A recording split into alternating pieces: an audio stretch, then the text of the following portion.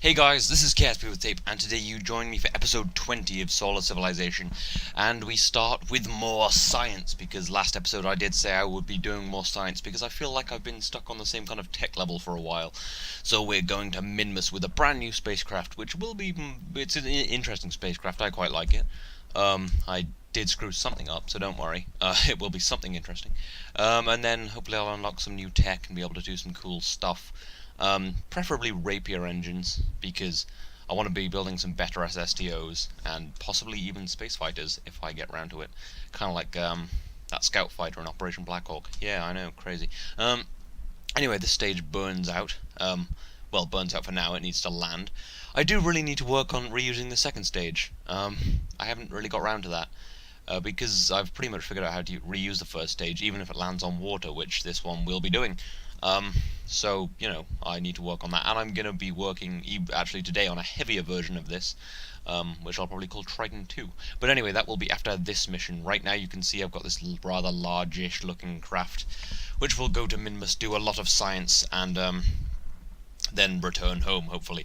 But anyway, that's in orbit. We need to land this, and we don't have time to burn out to land, so let's just slow ourselves down. If I slow myself down now, then it won't burn up as much, and I won't lose the parachute. So I'm thinking if I can continue to do this, and can continue to land on water, then this might be a more plausible way of landing my rockets.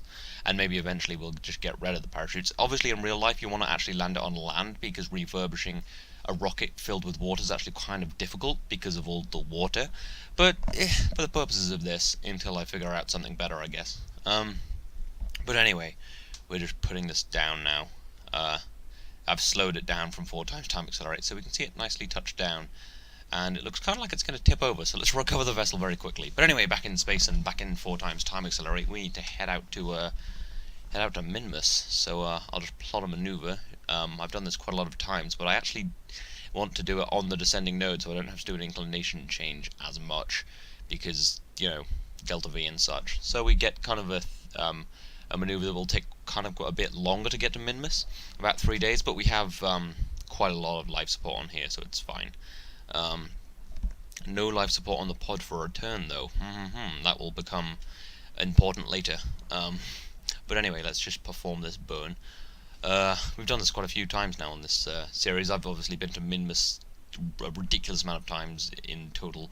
I've actually taken this craft out there before. I built this before. This is actually a 2-stage lander. You'll see how it works later. But it has enough science to explore 2 biomes fully. And as I get more scientific equipment, I'll slowly upgrade it by bit. But yeah, this is kind of enough to explore 2 biomes, grab tons of science, hopefully. It's kind of weird not playing with Interstellar, which I've been doing quite a bit recently, because quite a lot of the science is different, and you have less scientific equipment, which is kind of weird. But you know. Anyway, this stage burns out a little early, but it's fine, because this next stage has tons of delta V, and because we're only landing on Minmus, it's kind of easy, because Minmus has really low gravity. But anyway, the maneuver node was slightly wrong, so we'll need to just burn a little bit more as we did there, and do a quick fine-tune, because I want to be landing somewhere on the equator. I'm not going to bother going to the poles yet. I have tons of science to get from the Kerbal system, and I've got the Eve Explorer in construction. There won't be any construction about this episode, because, well, it just didn't fit in. I've actually, not far off finishing that. I think there's a couple more shuttle missions, and then, to put the probes on. I've got to put the drive section on, but then yeah, we can basically just go, because the Kerbal to Eve window's in 22 days, so we're going to want to get there pretty soon. And my guys are almost at Juno, actually, because I realised I sent that off so long ago and it still hasn't got there. But yeah, they'll be at Juno pretty soon, and that'll be fun. We'll get to see all that. That mission was a bit hashed together. We had to kind of force a bunch of stuff in there, but this one's going to be slightly nicer, I think, the one to Eve. And I'd quite like to go to Dres, Jewel. I keep saying I want to do a proper Jewel base, send some cool stuff out there. Yeah, so I'll need lots of tech for that. So this is what these kind of missions will be about, getting tons of science to build awesome things to go to other planets. But yeah, the Moon and Minmus are fantastic for that. Anyway, I'm going to put it down here, which is on the lesser flats, I believe, which is a nice biome because it's right next to the slopes and the lowlands. I think I'm going to go for both the biomes because we want as much science as possible, and we don't want to have to do, well, if you can do 2 biomes at once, that'll half the amount of missions. But no doubt, by the time I've done a few more of these, I've developed some even better spacecraft for just doing all of the missions, but all of the biomes even. But I kind of quite like this spacecraft, and I like reusing spacecrafts, but I'm pretty sure that's going to be kind of boring for people watching. So maybe I'll come up with some more interesting things. But I quite like this, and I'm going to at least use it a couple more times. I'm going to send it to the moon as well, because this is a multi-purpose vehicle. And I overtime warped there, which went badly, but I slowed down kind of perfectly. Because, you know, I'm perfect. Anyway, enough of being vain, and let's touch down on the surface. Slowed back down to 1x time accelerate, because, you know, there's got to be some cinematic element to it. Because these missions I do quite a lot, I like to speed through them, because they're not particularly interesting watching me burn out here. But on the surface, it's nice to look around. And the frame rate wasn't dying today, as it often does, weirdly enough. I think all the mods are just causing my frame rates just to die, even like with really small spacecraft, which is kind of annoying. But anyway, let's just do all these science things. That's all the experiments. A crew report, we'll just transmit that so that we can take another one. And you get 100% of the science from a crew report and an EVA report, so you might as well transmit them so that you can carry more crew reports. I just want to move this Kerbal alarm clock thing over there, because it's kind of annoying. But anyway, yeah, let's just get out with Nelbart coming, grab an EVA report, just store that in the pod, and then drop down to the surface to plant a flag and grab some bits of the surface and tell the boys back at the lab what it's like on the surface. I guess it's a fairly similar composition to the other flats, but, you know, we get more science for all of them.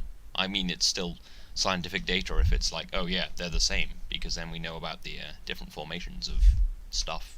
I'm not really a geologist at all.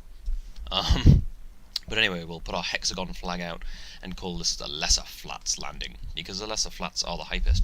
That is where I have a base on my other save, so they are my home from home. And we'll just put the craft, because I like to at least put that in. Oh, nice, spelled craft wrong. Nice one. Craft, Morpheus 4. Oh, no, I think I did notice it. Yeah, there you go, craft, Morpheus 4. Yeah, this is a fourth iteration of my Morpheus spacecraft. It's very different to the other ones.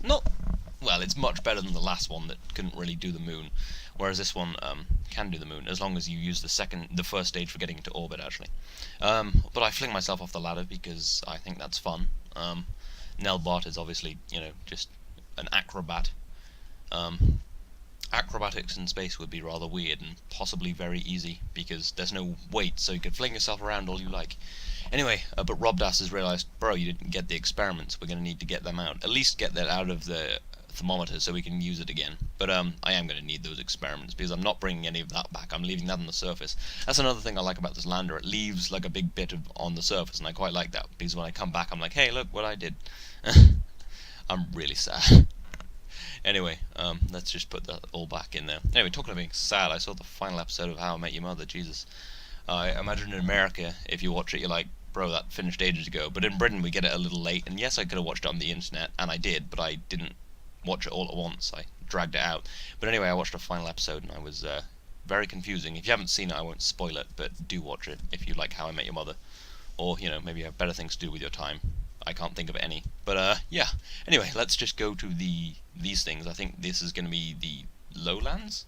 I'm not really sure what constitutes as highlands, because, this is lowlands. So, you know. Let's just land nicely. Hopefully don't smash this up.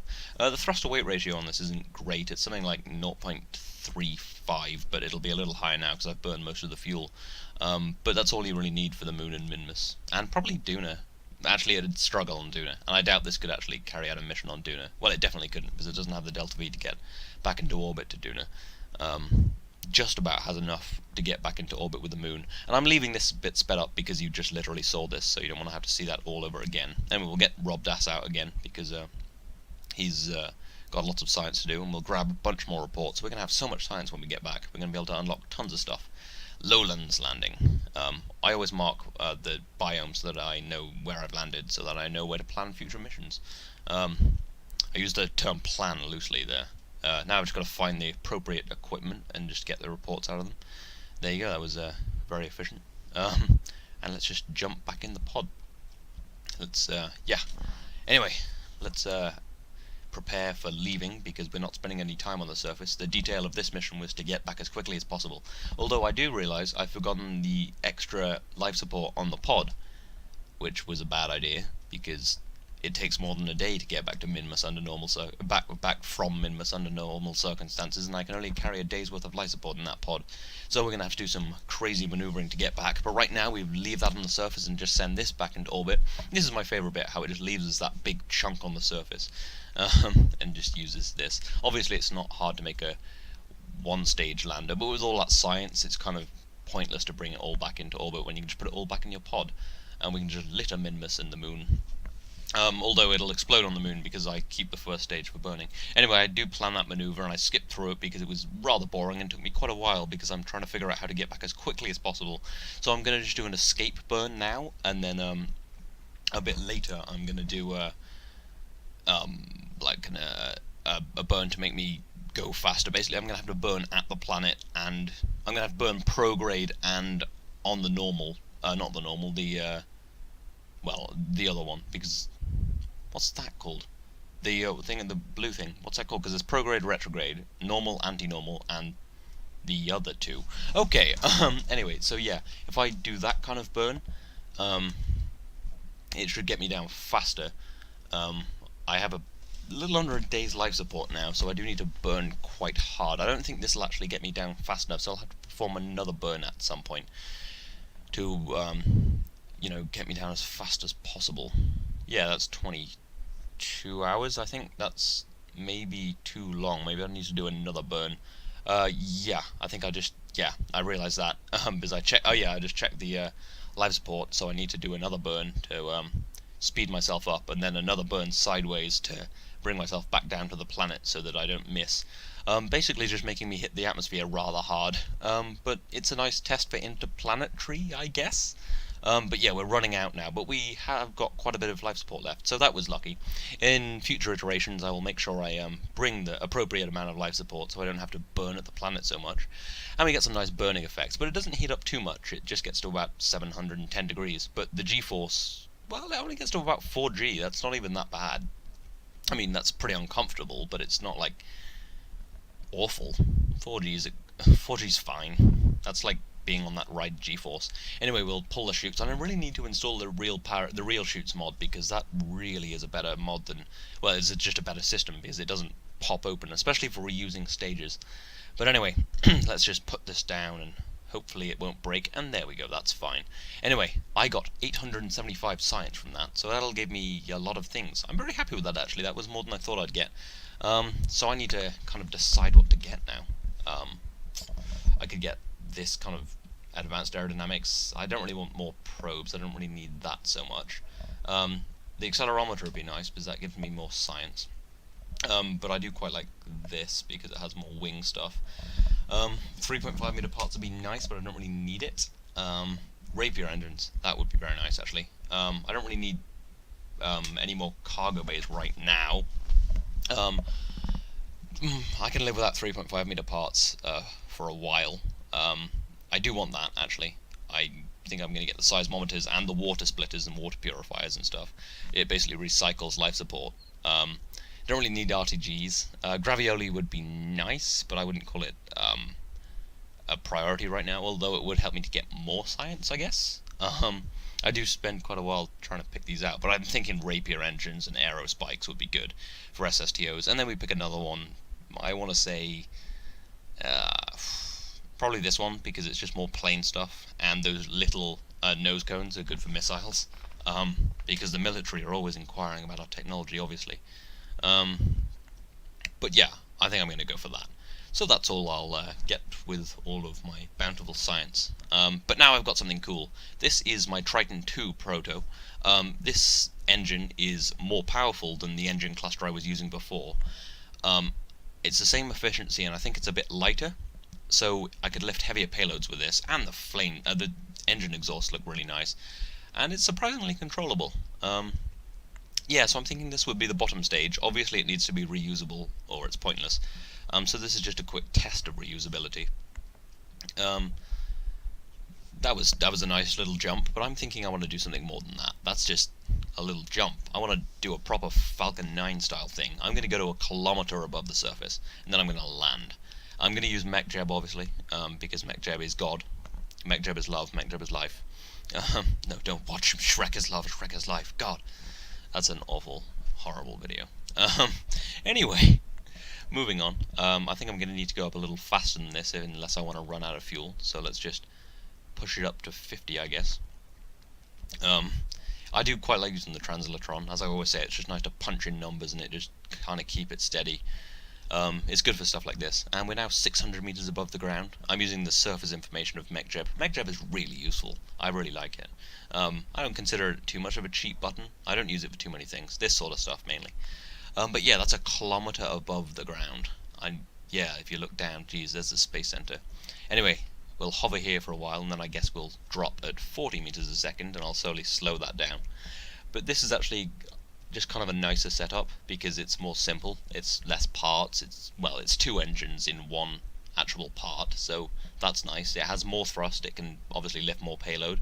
More thrust gives me a bigger fuel allowance, so it would be nicer to land. I probably wouldn't even need parachutes, although I probably will try them first until I figure out a better way. But yeah, I'm thinking I'm going to use something like this, maybe an unreusable version, just as a test to see its capabilities for the Eve Explorer drive section, which is a 36-ton payload, which is way out of the capabilities of my launch stage right now, which is Triton 1. I think that's about a 20-ton lifter. It might be a little less because of all the reusability parts on it, but you know. Anyway, I'm going to slow this down and touch it down nicely. I think it has a lot more response as well than the Triton 1. I just quite like this rocket. Well, this stage at least, and then I could probably use a similar upper stage. But anyway, that touches down nicely, and well, and then I decide I'll see what I can do by myself, which was very foolish, as you'll see in a second, because I have tons of fuel left, and it'll be even more responsive when it has like hardly any fuel left. And I've also equipped it with air brakes, just to slow it down a little more, give it a little more control. That was kind of inspired by the Falcon 9 reusables flaps it's recently put on, which it's using for diverting. Although when I launch I forget to put SAS on and kind of screw everything up, and then I kind of start to lose control of the vehicle. But I have air brakes to kind of keep me stable. Wait, I think one of them's not opening. God damn it. God damn you, KSP. I think they've all opened, but I think one on the left side hasn't opened. Oh no, it has. Okay, fine. Okay, then it was just my ineptitude. But anyway, let's just kind of try and stop the swinging and land it nicely. This is what happens when I fly things. It's not great.